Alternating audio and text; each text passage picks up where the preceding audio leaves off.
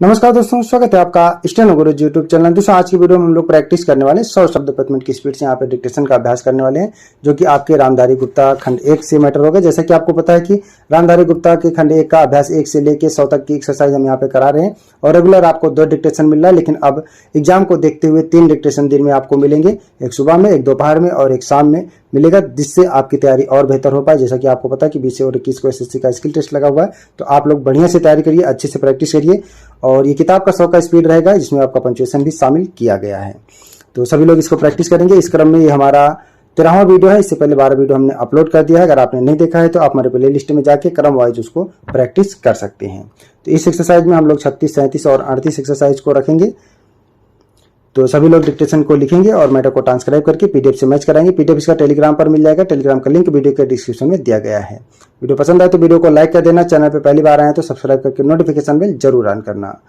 इसके अलावा अगर आप रेगुलर डिक्टेशन चाहते हैं तो आप चाहें तो चैनल का मेंबरशिप ले सकते हैं और पेड ग्रुप को ज्वाइन कर सकते हैं। अधिक जानकारी के लिए आप हमें मेल कर सकते हैं। हमारी मेल आईडी है studyforstenographer@gmail.com। तो ज्यादा समय ना लेते चलिए रेडी, 5 सेकेंड,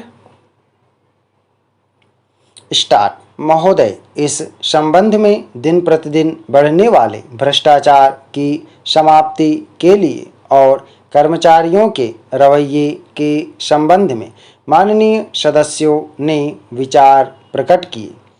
मैं समझता हूँ कि इससे कोई समझदार व्यक्ति इनकार नहीं करेगा कि भ्रष्टाचार को प्रोत्साहन नहीं देना चाहिए, अतः इस ओर विशेष ध्यान देने की आवश्यकता है।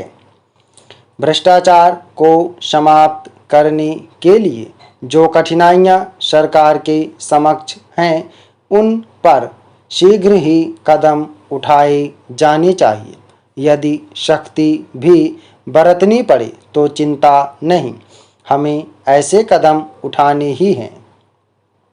मैं यह जानता हूँ कि बहुत से लोग, जिनमें कुछ हमारे साथी भी हैं, इसकी कुछ बातों का विरोध करते हैं, परंतु यदि हम देश की उन्नति चाहते हैं, यदि हम देश को आगे बढ़ाना चाहते हैं और विशेषकर यदि आप समाजवादी ढांचे के आधार पर, जिसको कि कांग्रेस ने देश के लिए निश्चित किया है, इस देश की व्यवस्था करना चाहते हैं, तो हमारे लिए आवश्यक है कि हम इस तरह से कदम उठाएं कि जिससे लोगों को अपनी जीविका सुंदर ढंग से कमाने के लिए साधन जुट जाएं।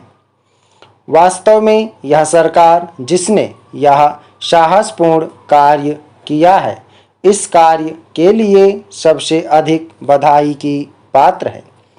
जो लोग यह आशा करते हैं कि हर एक काम उस ढंग से होना चाहिए जिसके लिए गांधी जी हमसे कहा करते थे, और जैसा कि अभी हमारे एक साथी कह रहे थे कि जिस तरह से सरकार ने इस संबंध में व्यवहार किया है, वह गांधी जी की नीति के अनुसार नहीं था। यही नहीं, उन्होंने तो एक तरह से कांग्रेस ने जो समाजवादी ढांचे पर समाज की व्यवस्था की नीति अपनाई है, उसका विरोध किया, और मेरी समझ में उनकी बात नहीं आती कि एक तरफ तो वह कांग्रेस के अंदर हैं और दूसरी ओर कांग्रेस द्वारा स्वीकार की हुई नीति का इस प्रकार से विरोध करते हैं। मैं समझता हूँ कि वह इस बात को भी जानते होंगे कि कांग्रेस द्वारा इस नीति को स्वीकार कराने वालों में अधिकतर वे ही लोग हैं जो गांधी जी के अनुयायी हैं और उनके सिद्धांतों में विश्वास रखते हैं।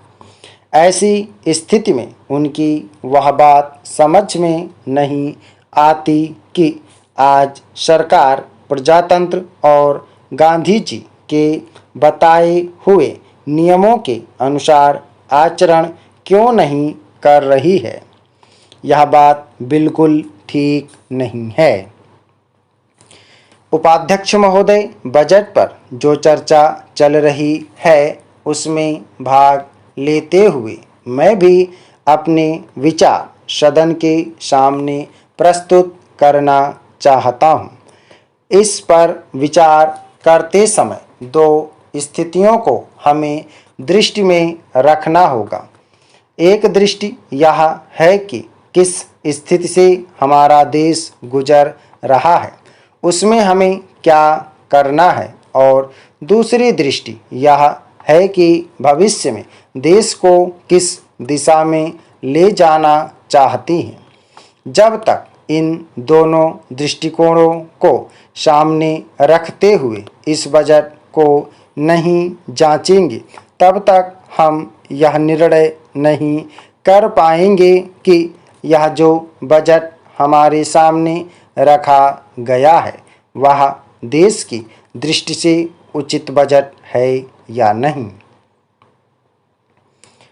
जब मैं इस समय की स्थिति को देखता हूँ तो मेरे सामने देश की संकटकालीन स्थिति आ जाती है।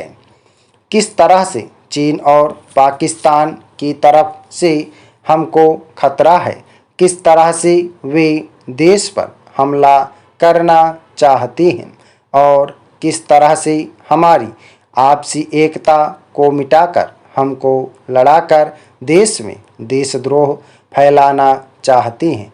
इसके साथ ही साथ जब मैं पिछले बजट को सामने रखता हूँ तो मुझे यह कहना पड़ता है कि आज का बजट चाहे जिस स्थिति में भी रखा गया हो, बहुत सुंदर बजट है। एक ईमानदार कोशिश हमारे वित्त मंत्री महोदय ने इस बजट को तैयार करते समय की है, लेकिन एक राजनीतिज्ञ की दृष्टि से जब मैं देश के भविष्य की ओर देखता हूँ तो मुझे यह कहने में कोई संकोच नहीं होता है कि कोई विशेष समाधान इस बजट से नहीं निकलता। मैं जिस पार्टी से संबंध रखता हूँ उसका जो उद्देश्य है उसको सामने रखते हुए मैं यह कह सकता हूँ कि जो हमारे सामने आदर्श हैं वे सब आज ही पूरे नहीं हो सकते। हमारे वित्त मंत्री या हमारी सरकार आज ही सब कुछ नहीं कर सकती या स्वर्ग लाकर हमारे सामने खड़ा नहीं कर सकती, लेकिन फिर भी यह मैं अवश्य देखना चाहता हूँ कि हमारा देश आगे बढ़ रहा है या नहीं। जिस दिशा में हम आगे नहीं बढ़ रहे हैं उसे देखकर मुझे निराशा अवश्य होती है। जो प्रस्ताव कांग्रेस अधिवेशन में पास हुआ उसके मूलभूत विचार मैं आपके सामने रखना चाहता हूँ। वहाँ हमने यह निश्चय किया था कि वर्तमान पंचवर्षीय योजना खत्म होने तक देश की जनता की ज़रूरत की चीज़ें पूरी कर दी जाएंगी।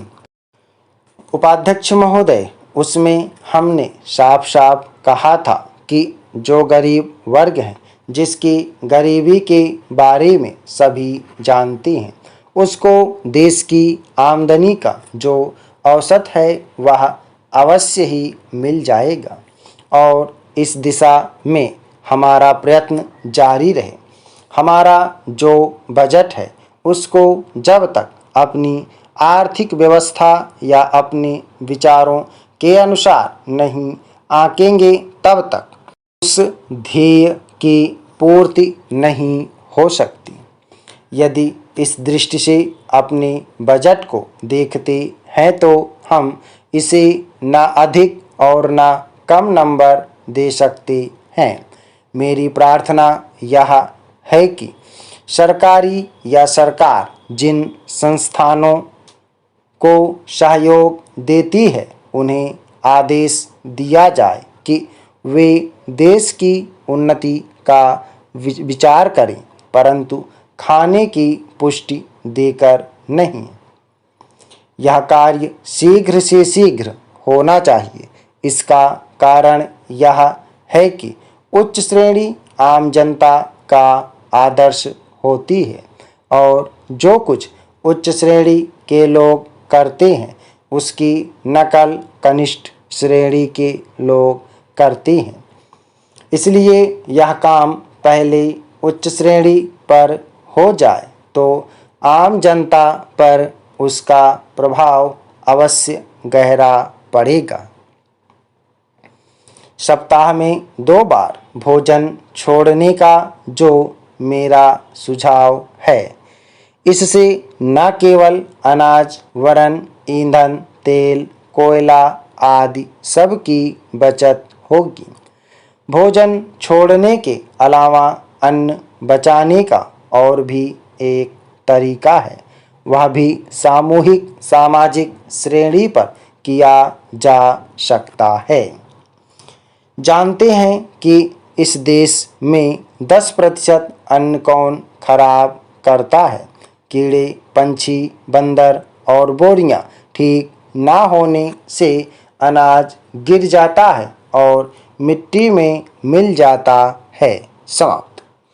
ओके दोस्तों, आप लोग इसको प्रैक्टिस करिएगा। सभी लोग मैटर को प्रैक्टिस और ट्रांसक्राइब करेंगे। 100 शब्द प्रति मिनट की स्पीड से है और ये आपका डिक्टेशन 36, 37 और 38 है। भाग 1 रामधारी गुप्ता खंड 1 से है। 100 शब्द प्रति मिनट की स्पीड से। उम्मीद है कि दोस्तों वीडियो आपको पसंद आया होगा, तो वीडियो को लाइक कर देना और अगर अभी तक आपने हमारे चैनल को सब्सक्राइब नहीं किया तो प्लीज़ सब्सक्राइब करके नोटिफिकेशन बेल ऑन करना। और दोस्तों, अगर आप डेली डिक्टेशन चाहते हैं तो आप चाहें तो चैनल का मेंबरशिप ले सकते हैं या हमारे पेड ग्रुप को ज्वाइन कर सकते हैं। अधिक जानकारी के लिए आप हमें मेल कर सकते हैं। हमारी मेल ID है studyforstenographer@gmail.com। अपना बहुमूल्य सुझाव हमें कमेंट बॉक्स में जरूर देना। वीडियो को पूरा देखने के लिए बहुत बहुत धन्यवाद। Thanks for watching. जय हिंद, जय भारत।